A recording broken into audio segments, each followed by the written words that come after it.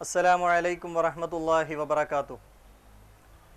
ബഹുമാനപ്പെട്ട സത്യവിശ്വാസികളെ, പ്രിയപ്പെട്ട മുതഅല്ലിം സുഹൃത്തുക്കളെ, മാന്യ സഹോദരന്മാരെ, കേരള മുസ്ലിങ്ങളുടെ ആധികാരിക മതപണ്ഡിത സഭ സമസ്ത കേരള ജംഇയ്യത്തുൽ ഉലമ 8.5 പതിറ്റാണ്ടിൻ്റെ നിറവിൽ നിറഞ്ഞു നിൽക്കുന്ന ഈ സന്ദർഭത്തിൽ സമസ്തയുടെ വിദ്യാർത്ഥി സമാജം, സമസ്ത കേരള സുന്നി സ്റ്റുഡൻസ് ഫെഡറേഷൻ, SKSSFൻ്റെ ദർസ് അറബിക് കോളേജ് വിദ്യാർത്ഥികളെ പ്രതിനിധീകരിക്കുന്ന ത്വലബ സംസ്ഥാന സമിതി സംഘടിപ്പിച്ചിട്ടുള്ള സത്യസാക്ഷി ആദർശ പഠന ക്ലാസ് റൂമിലേക്ക് ആമുഖമായി നിങ്ങളെ ഏവരെയും സ്വാഗതം ചെയ്യുകയാണ്. ബഹുമാനപ്പെട്ട അഹ്ലുസുന്നത്തി വൽ ജമാഅത്തിൻ്റെ ആശയ ആദർശങ്ങളെ പൂർവോപരി പ്രക്ഷോഭയോടുകൂടെ കാത്തുസൂക്ഷിക്കുവാനും ബിദ്അത്തിനെയും പുത്തൻ വാദങ്ങളെയും ചെറുത്തു തോൽപ്പിക്കുവാനും വേണ്ടിയിട്ടാണ് ബഹുമാനപ്പെട്ട സമസ്ത സ്ഥാപിതമായിട്ടുള്ളത്. ഈ ഒരു ലക്ഷ്യങ്ങളെ മുന്നിൽ കണ്ടുകൊണ്ട് തന്നെയാണ് പതിനായിരക്കണക്കിന് വിശ്വാസികൾക്കും വിദ്യാർത്ഥികൾക്കും പ്രയോജനപ്പെടുന്ന രൂപത്തിൽ ത്വലബ സംസ്ഥാന സമിതി ഈ ഉദ്യമത്തിന് മുന്നിട്ടിറങ്ങിയിട്ടുള്ളതും സംവിധാനം ചെയ്തിട്ടുള്ളതും സംഘടിപ്പിച്ചിട്ടുള്ളതും. അള്ളാഹു നമ്മിൽ നിന്ന് ഈ പ്രവർത്തനത്തെ കബൂൽ ചെയ്യട്ടെ, ആമീൻ.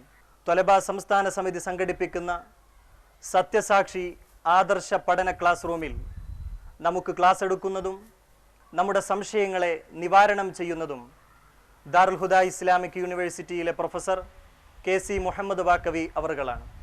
ഉസ്താദിനെയും മുഴുവൻ ശ്രോതാക്കളെയും ഈ പ്രോഗ്രാമിലേക്ക് വളരെ ഹൃദ്യമായി സന്തോഷപൂർവ്വം സ്വാഗതം ചെയ്യുന്നു.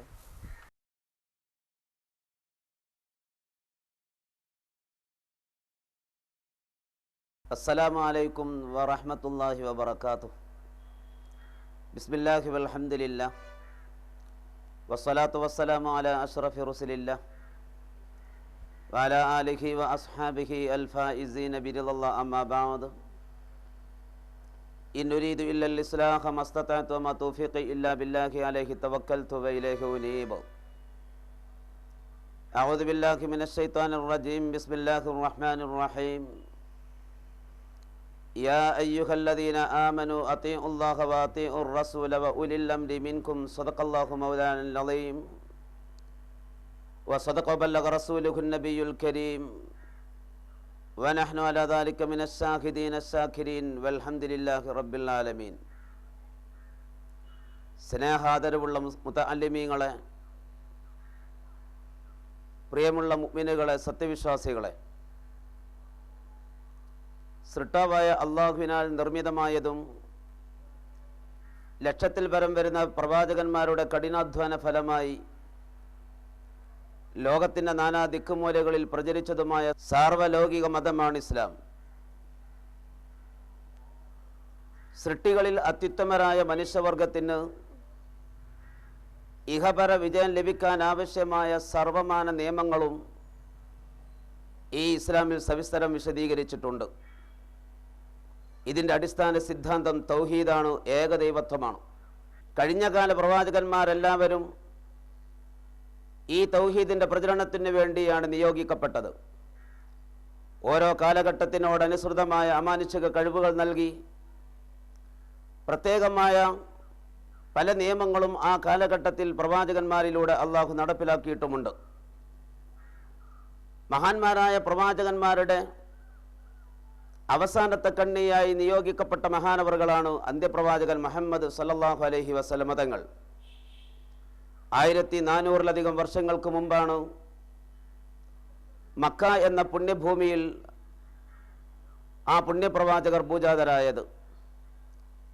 തൻ്റെ 40-ാമത്തെ വയസ്സിൽ പ്രവാചകത്വ പദവി ലഭിച്ച് 63 വയസ്സ് വരെയുള്ള 23 വർഷക്കാലത്തിനിടയിൽ എന്താണ് ദീനുൽ ഇസ്ലാം എന്ന് ലോകത്തിൻ്റെ മുന്നിൽ സവിസ്തരം വിശദീകരിക്കുകയും ഖിയാമത്ത് നാൾ വരെ വരാനുള്ള മുഴുവൻ ആളുകൾക്ക് മാതൃകാപരമായ നിലയിൽ ജീവിച്ച് കാര്യങ്ങൾ കാണിച്ചു കൊടുക്കുകയും ചെയ്താണ് ഈ ലോകത്തിൽ നിന്ന് വിട പറഞ്ഞത്.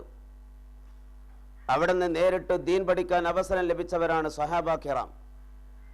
നമുക്ക് യഥാർത്ഥത്തിൽ ദീൻ പഠിക്കാൻ അവസരം ലഭിക്കുന്നത് അവരിലൂടെയാണ്. അവരിലൂടെയാണ് പരിശുദ്ധ ദീനുൽ ഇസ്ലാമിനെ നാം മനസ്സിലാക്കി എടുക്കുന്നത്.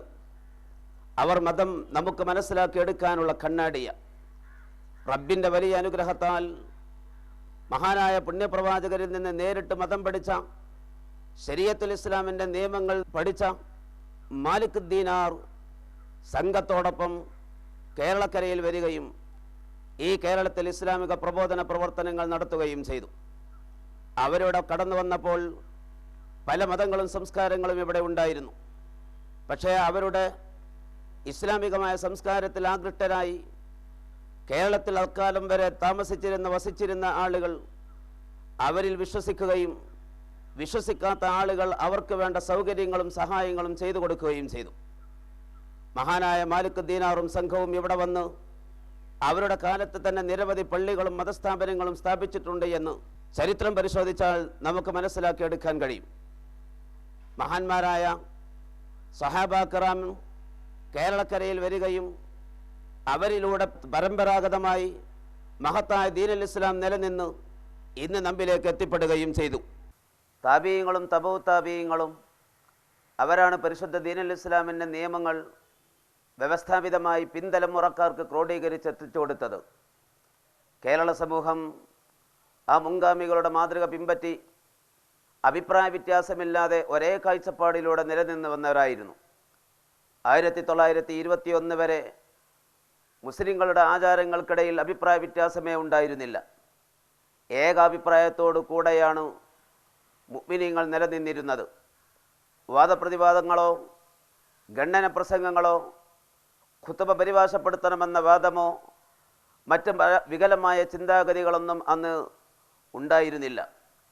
ഈ ഏക കാഴ്ചപ്പാടിന് വിരുദ്ധമായ നിലപാട് 1921 ശേഷം പുറപ്പെടുകയും വഹാബിയ്യത്തിൻ്റെ ചില ആശയങ്ങൾ ഇവിടെ പ്രചരിപ്പിക്കപ്പെടുകയും ചെയ്തു. 1946 ജമാഅത്തെ ഇസ്ലാമി എന്ന വിഭാഗത്തിൻ്റെ വരവോടെ ഈ ചിത്രതക്ക് ആക്കം കൂടുകയും ശക്തി പകരുകയുമാണ് ഉണ്ടായത്. പക്ഷേ ഇസ്ലാമിൻ്റെ തനിമ നിലനിർത്തിപ്പോരാൻ മുൻഗാമികളായ പണ്ഡിതന്മാർ നേതാക്കന്മാർ ഒറ്റക്കെട്ടായി പ്രവർത്തിക്കുകയും അങ്ങനെ 1926 സമസ്ത കേരള ജംഇയ്യത്തുൽ ഉലമ എന്ന മഹിതമായ പണ്ഡിത സഭക്ക് രൂപകൽപ്പന നടത്തുകയും ചെയ്തു. അതിൻ്റെ 85ാം വാർഷിക മഹാസമ്മേളനമാണ് ഈ വരുന്ന ഫെബ്രുവരി 23, 24, 25, 26 എന്നീ തീയതികളിൽ മലപ്പുറം ജില്ലയിലെ കക്കാടിന് സമീപം കൂരിയാട് എന്ന സ്ഥലത്ത് വെച്ച് നടത്തപ്പെടുന്നത്.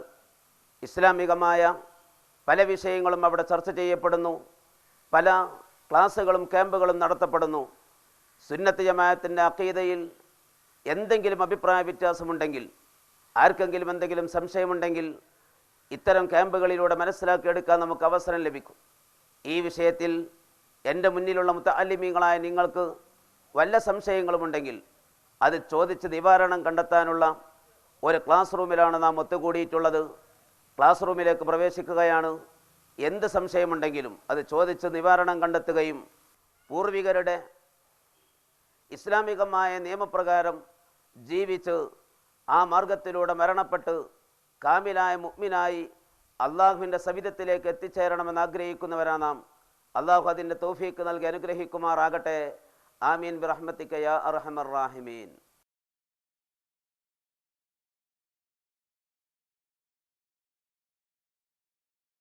വിശുദ്ധ ഇസ്ലാമിലെ പ്രമാണങ്ങളാണല്ലോ ഖുർആനും ഹദീസും.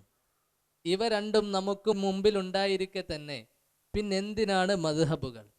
വിശുദ്ധ ഖുർആനും തിരുസുന്നത്തുമല്ലാത്ത പുതിയ മൂന്നാമത്തെ ഒന്നാണ് മദ്ഹബ് എന്ന് നിങ്ങൾ തെറ്റിദ്ധരിച്ചിട്ടുണ്ടെന്ന മനസ്സിലാകുന്നത്. സത്യത്തിൽ ഇത് രണ്ടുമല്ലാത്ത മൂന്നാമത്തെ ഒന്നല്ല മദ്ഹബ് എന്നത്. വിശുദ്ധമായ ഖുർആനിൻ്റെയും തിരുസുന്നത്തിൻ്റെയും വിശദീകരണങ്ങളും വിവരണങ്ങളുമാണ് ഇത്. ഇസ്ലാമിക ചരിത്രം പരിശോധിച്ചാൽ ഈ സംശയം ആദ്യമായി ഉടലെടുക്കുന്നത് ക്രിസ്താബ്ദം 1836 ജമാലുദ്ദീൻ അഫ്ഖാനി എന്ന് പറയുന്ന വ്യക്തിയാണ് ആദ്യമായി ഈ സംശയം ഉന്നയിക്കുന്നത്. അതിൻ്റെ മുമ്പുള്ളവരാരും ഉത്തമ നൂറ്റാണ്ടുകളിൽ ജീവിച്ച് മരണപ്പെട്ടവരാരും ഇങ്ങനെ ഒരു സംശയം ഉന്നയിക്കുകയോ മദ്ഹബിനെ നിന്ദ്യമായി കാണുകയോ അവ മാറ്റി ഖുർആൻ ഹദീസ് തന്നെ നേരിട്ട് ഇജ്തിഹാദ് ചെയ്ത് മനസ്സിലാക്കണമെന്ന വാദഗതിക്കാരോ ആയിരുന്നില്ലെന്ന് വ്യക്തമാണ്. വിശുദ്ധമായ ഖുർആനും തിരുസുന്നത്തും നൂറ്റാണ്ടുകൾക്ക് മുമ്പ് അവതരിക്കപ്പെട്ടതാണ്. അതാണെങ്കിലോ അറബി ഭാഷയിലുള്ളതാണ് താനും. മാത്രമല്ല സൃഷ്ടികൾക്കാർക്കും രചിക്കാൻ കഴിയാത്ത അമാനുഷിക തലത്തിലുള്ള ഭാഷാ വൈഭവമാണ് വിശുദ്ധ ഖുർആനിലുള്ളത്. കാരണം അത് അള്ളാഹുവിൻ്റെ കലാമാണ്, വഹിയാണ്. അതിൻ്റെ വിശദീകരണമായി നബി സല്ലല്ലാഹു അലൈഹി വസല്ലമ തങ്ങൾ പറഞ്ഞ തിരുവചനങ്ങൾ മനുഷ്യർക്ക് സാധ്യമാകുന്നതിൻ്റെ പാരമ്യതയിലുള്ള ഭാഷാസ്ഫുടതയിലുള്ള വചനങ്ങളാണ്. ഇത് രണ്ടും മനസ്സിലാകാൻ ഭാഷാപരമായി സാഹിത്യാലങ്കാരങ്ങളെക്കുറിച്ചുമൊക്കെ പ്രായോഗിക വശങ്ങളെക്കുറിച്ചുമൊക്കെ വേണ്ടതുപോലെ അറിവുള്ള ആളുകൾക്കേ സാധിക്കുകയുള്ളൂ.